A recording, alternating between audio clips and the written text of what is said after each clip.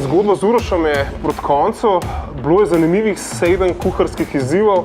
Jaz upam, da sem se izkazal kot vajenec, ampak verjamem, da če je meni ratal, da lahko rata tudi vam, ker Uroš pravi, da mi je ratal. Jaz upam, da so s tem prepričala še koga, da se bo polotil doma tega. Tako da hvala ti še enkrat za vse. Ja, nič. Jaz pa upam, da se vidimo še v kakšni sezoni kuharskega vajenca.